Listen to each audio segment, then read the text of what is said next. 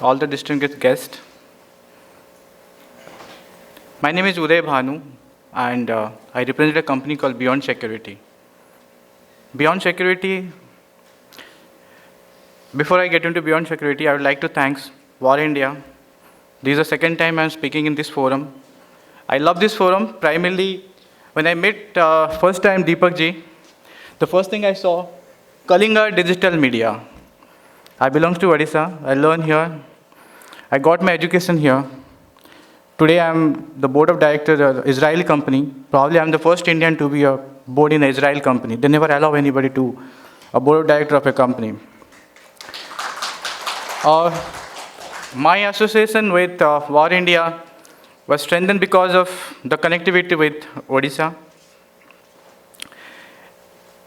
I don't want to show a lengthy technical presentation because Beyond Security traditionally a research company. So if I show a technical presentation, it go on. We talk on RSA forum, we talk on Black Hat. I don't want to take you through a lengthy presentation, rather I love to interact with you. So I was wondering like what I should talk in this forum today. So I asked my driver, take me to a Geo store. She was surprised, like I'm using an iPhone, why I need a Geo phone? So I bought this phone. This is a Geo phone, which cost only 650 rupees. So this is the real digitization. What an amazing technology. If you look into this phone, 650 rupees, you have best VoLTE connection with digital calling. There's a front and back camera. If I talk about the opportunity, you can launch best of the best e-governance application on this phone. Affordable by a common man, any part of the village. You can do a social audit for any of the government programs across the state by people who can vote how the roads are built, how is the cleanliness program is going on, how is the water sanitation program is going on. So I was wondering like whether this is empowering people or is there anything behind it? So technology has both the directions. Rightly, I was privileged to visit IIIT yesterday. And thank you, sir. It's an honor to meet you yesterday. You rightly mentioned threat and the opportunity. So if you look into this phone, this is the opportunity for a common man, for interact with government, for anything and everything. At the same time, we as a citizen, we need to think two things. What about the accountability? Who is going to take the accountability part of this particular small devices, securing the devices, because a common man who is just working day and night for hand to mouth, who has no idea about this digital technology, and he is a real user of this phone. So there are a couple of things, like, I wrote an article last month that published in VARINDIA about QR code, very popular. Post demonetization is the most obvious application. Everybody has their mobile phone. It's good, like we are moving into a physical economy to a digital economy, we're a growing nation, all are good. But to look into the outside perspective, it's danger. It's danger because there's no accountability. You go and scan a QR code, make the payment. Where the payment is going? It's real life. When I talk about cyber security, it has two dimensions. Opportunity, yes. We move money from a physical world to a digital world, very nice, but in case of a threat, there's a huge amount. 34% research says that the vulnerabilities is moving through your QR code, the most vulnerable QR code today, because we have never fixed the accountability.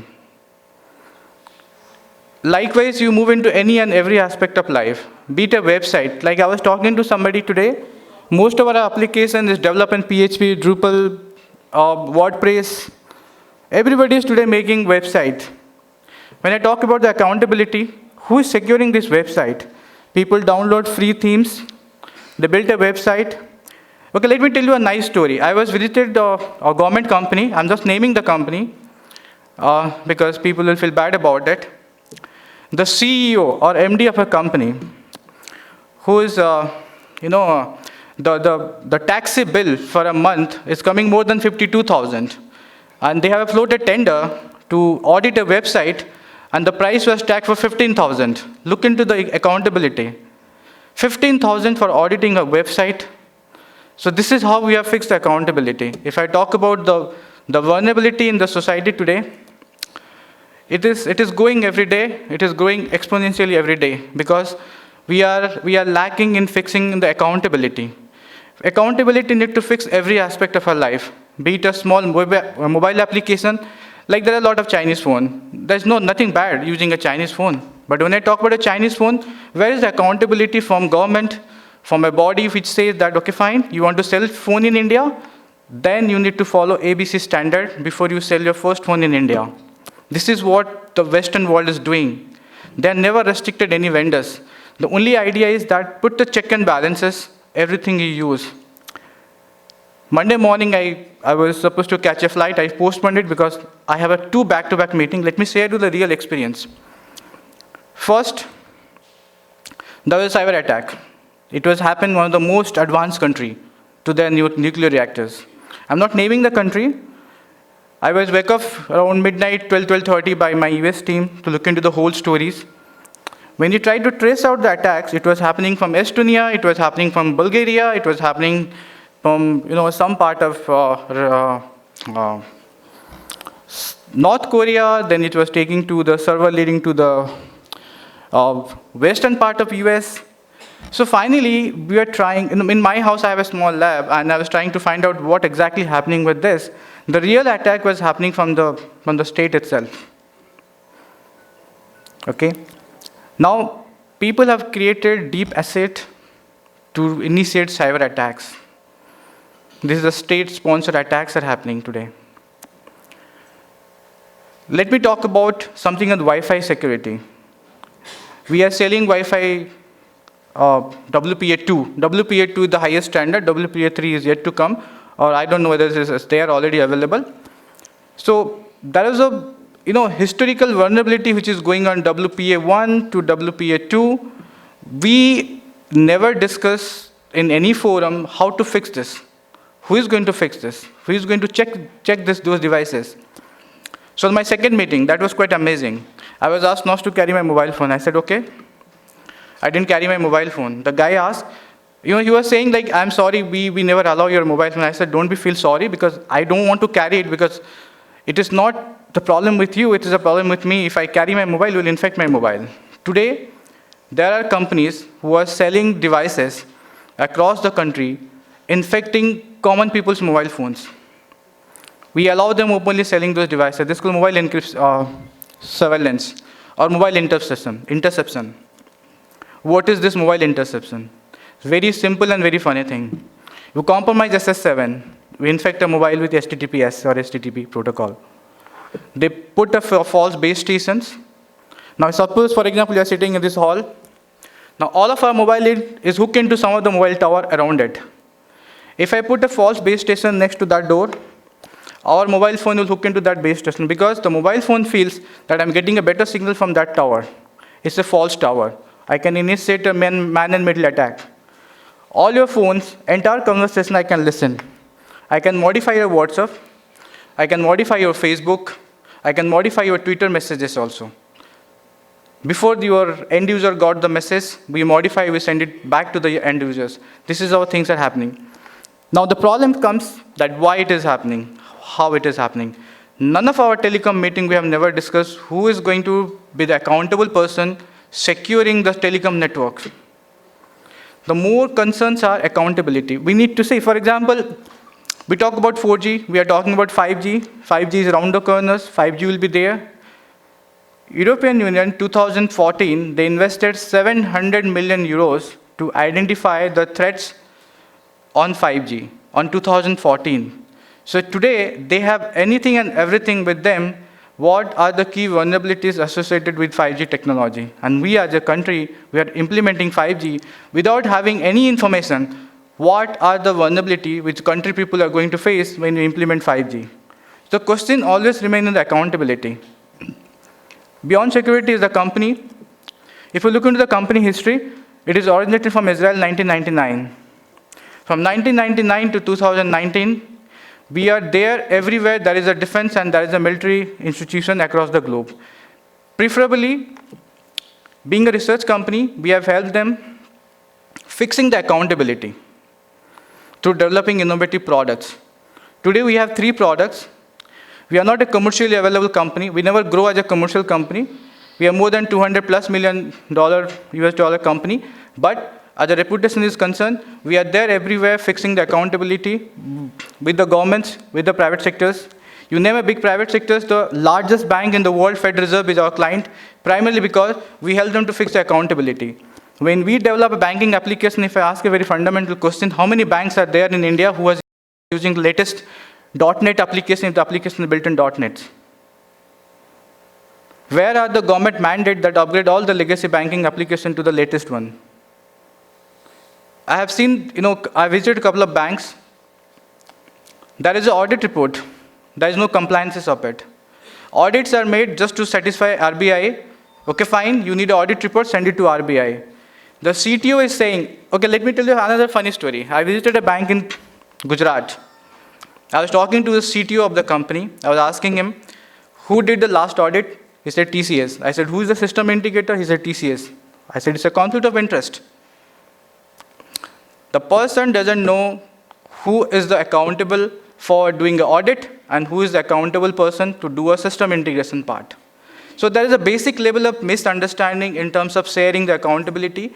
That leads to a lot of vulnerability situations. And today, it's not a fear, it's a fact that what we use need to be checked, the accountability need to be fixed, it need to be sanitized.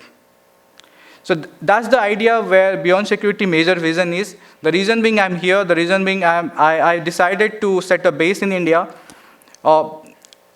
I had to fought with my management to set up Indian R&D centers, to set up an Indianized company, to develop product in India, in the Indianized versions, primarily to support the government, to everywhere, everybody who are there, who are developing the product in India. Because we need to have our own product. That is another thing, like people keep on asking, okay, fine, you give this product, give that product. I said, like, look, taking the product doesn't make any sense unless you put up the accountability in the right forum. Like, for example, we develop a product. We as a company, we never get into any other directions or dimensions. We clearly focus on cybersecurity. Today, the product which we built, where I keep on saying the accountability, it's fixed accountability each and every layer. For example, unlike you go for a health checkup.